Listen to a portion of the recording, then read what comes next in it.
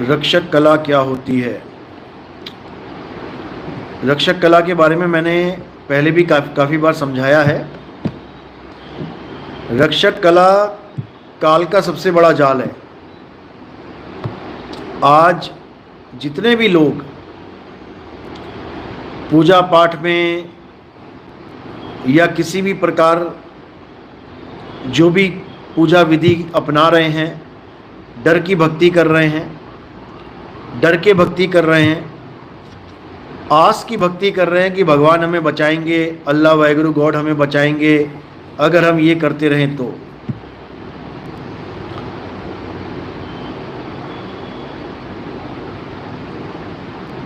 और कर क्या रहे हैं? वही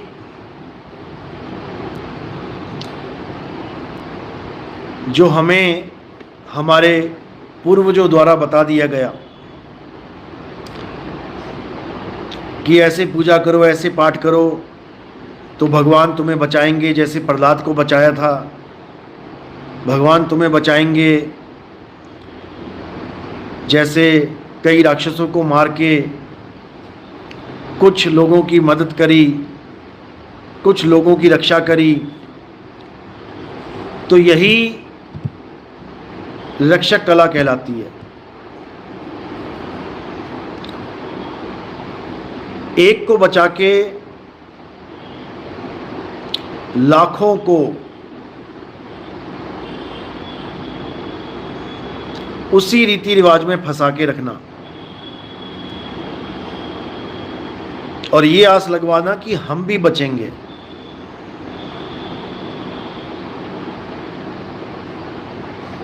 कबीर सागर में इसके बारे में बड़ा खुल के जिक्र है कि ये काल क्या करता है, ये मन क्या करता है। ये अवतार लेता है एक आदमी, दो आदमियों को बचाने के लिए, चार पांच आदमियों को बचाने के लिए, और लाखों जीवों का आहार करता है और सबको आस लगवा देता है कि जैसे उनकी रक्षा हुई है हमारी भी होगी, और सब उसी के ध्यान में मगन रहते हैं। तो साहिब वाणी में कहते हैं, जहां रक्षक तहां चीन न पाई, और जहां भक्षक तहां आस लगाई।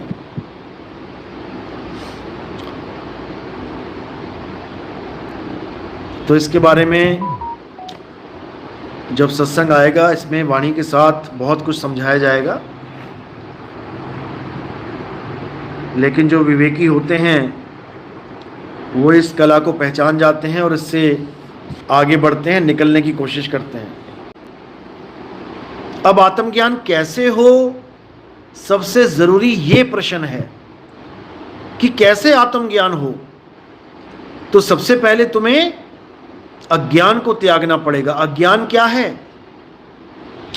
अपने स्वरूप को छोड़ के, अपने शुद्ध आत्म स्वरूप को छोड़ के बाकी जो कुछ भी तुमने पकड़ा है सब अज्ञान है, सब अज्ञान है। ये काया अज्ञान है, ये इंगला पिंगला सुषमना अज्ञान है, या तो चक्र अज्ञान है, ये नाभि से जो सोहंग की आवाज, सोहंग की जो धार चल रही है अज्ञान है, दिल के अंदर धड़कन की आवाज चल रही है अज्ञान है, सांसों में वायु तत्व की आवाज चल रही है सोहंग सोहंग, सब अज्ञान है। ये माँ बाप भाई बहन, ये रिश्ते नाते, ये सब अज्ञान है। ये मंत्र जंतर तंत्र, ये पूजा पाठ हवन यज्ञ, ये सब अज्ञान है। ये तीर्थ मूर्त व्रत उपवास, ये सब अज्ञान है। ये जितने भी त्योहार मना रहे हो, ये जितने भी जिनकी तुम पूजा कर रहे हो, ये सब अज्ञान है। और ज्ञान क्या है? आत्मा का ज्ञान ही ज्ञान है, सत्य ज्ञान है, ये सच्चा ज्ञान है। अध्याय 3 17वां श्लोक पढ़ो।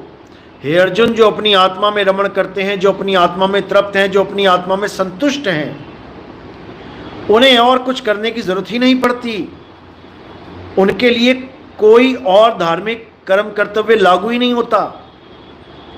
वो सब कर्मों से, सब कर्तव्यों से न्यारे हो जाते हैं और अपनी आत्मा में स्थित हो जाते हैं।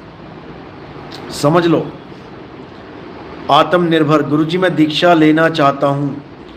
जो दीक्षा लेना चाहते हैं वो संपर्क कर सकते हैं 9256111007।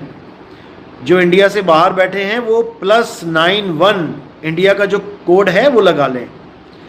तो क्या बना? +919256111007। इस नंबर पे मैसेज करें और जो जानकारी दी जाएगी उसको अच्छी तरह समझें। साहिब बंदगी सतनाम।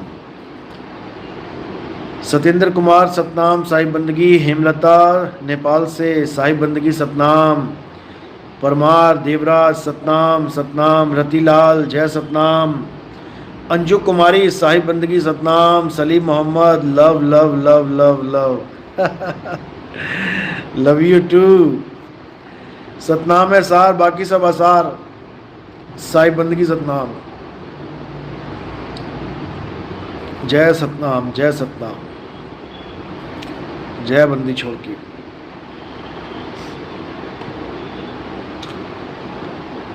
भुवनेश्वर साहू साहिब बंदगी। सौरभ धोके सतनाम। सरोज चौपाल साहिब बंदगी सतनाम। तो बात चल रही थी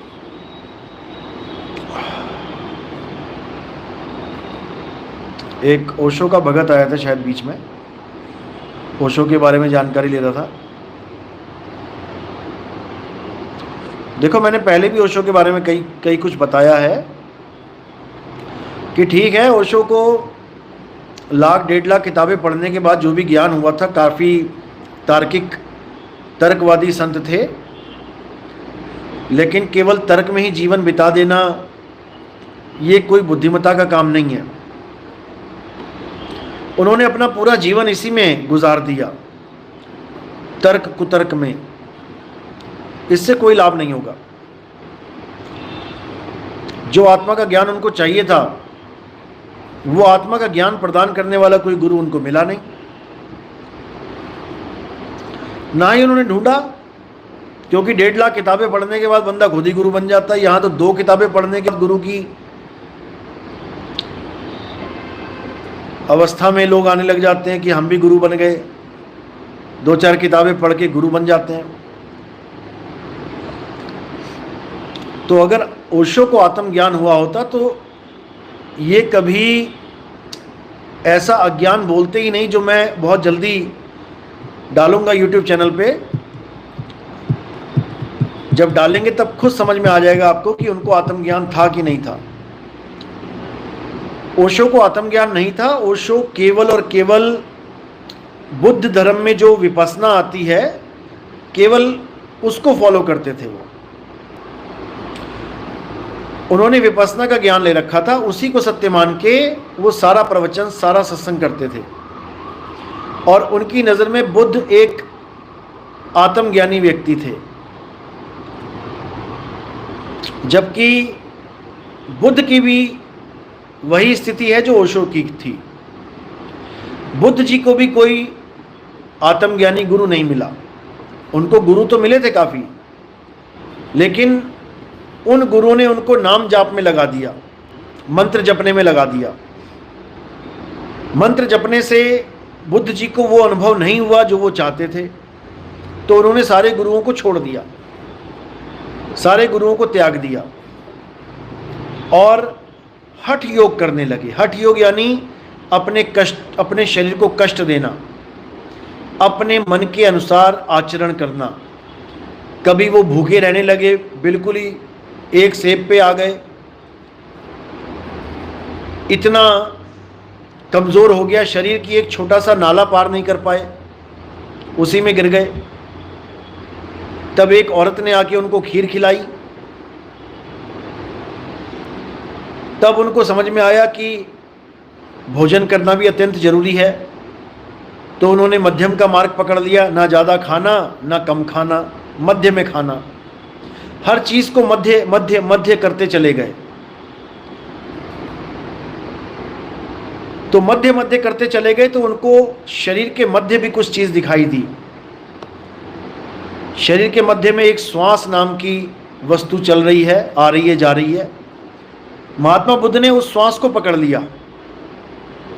महात्मा बुद्ध ने उस श्वास के ज्ञान को सत्य मान लिया और विपश्यना का ज्ञान, जो श्वासों का ही सोहंग सोहंग का ज्ञान है, श्वासों पे ध्यान लगाने का ज्ञान है, उसी को सत्य मान के उसको उजागर कर दिया। उसी का ज्ञान सारे समाज को दे डाला, जबकि वो ज्ञान नहीं, वो अज्ञान था। श्वास तत्व अज्ञान है, पांचों तत्व अज्ञान है, आत्म तत्व सत्य है, जिसका ना तो महात्मा बुद्ध को पता लग पाया और ना ही ओशो को पता लग पाया। इसीलिए महात्मा बुद्ध के अनुयायी आज तक आत्मा की खिलाफत करते आए हैं। आत्मा के नाम से उनको एलर्जी है। आत्मा का नाम सुनते ही उनकी आत्मा पगला जाती है उनकी अंतरात्मा पगला जाती है और वो आत्मा का खंडन करने लग जाते हैं, आत्मा का विरोध करने लग जाते हैं। लेकिन नादान परिंदे ये नहीं समझ पाते कि उसी आत्मा को महात्मा बुद्ध ने चैतन्य बोला है, चेतन बोला है। हालांकि चेतन इन लोगों को समझ में नहीं आया। चेतन भी आत्मा का ही पर्यायवाची शब्द है। ये चेतन को तो मानते हैं लेकिन आत्मा को नहीं मानते।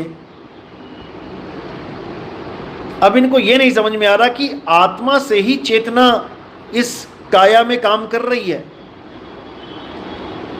चेतन की वजह से ही तो चेतना कार्य कर रही है।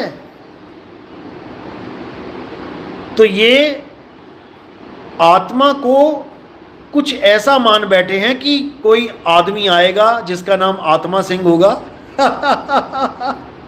उसको तुम 1000 गोलियां मार दो, उसके ऊपर तलवार से वार करो, प्रहार करो, उसको आग लगा दो, उसको पानी में भिगो दो, डुबो दो, वो आत्मा सिंह कभी मरेगा ही नहीं।